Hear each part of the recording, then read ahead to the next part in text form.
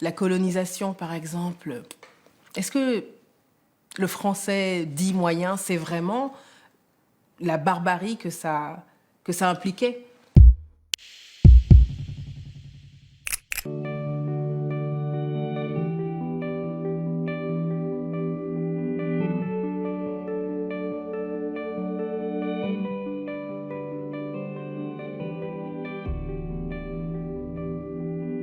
Je parle de sociétés vidées d'elles-mêmes, des cultures piétinées, d'institutions minées, de terres confisquées, de religions assassinées.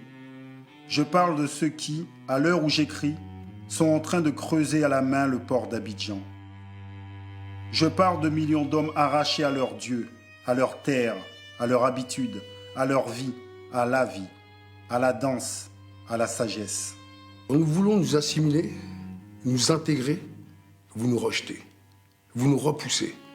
Quand les populations coloniales veulent se libérer, vous les mitraillez.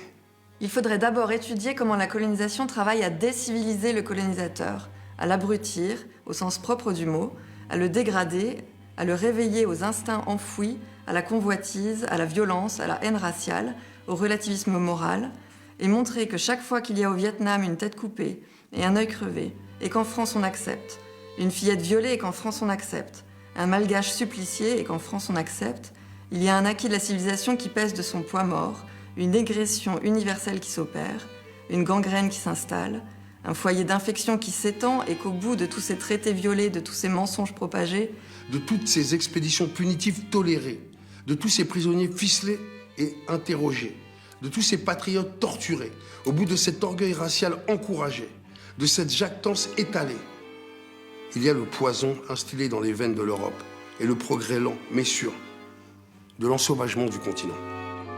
Donc on n'est pas dans la victimisation, on est dans le miroir tendu.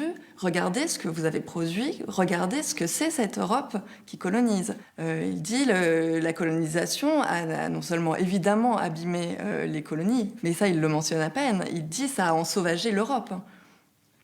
C'est vous qui vous êtes abîmés, vous avez détruit votre propre humanisme, vous avez détruit votre propre civilisation. 90 000 morts de Madagascar, Sétif en Algérie, l'invasion des pays ouest-africains, les massacres de masse, qui pour la plupart n'ont toujours pas été reconnus aujourd'hui.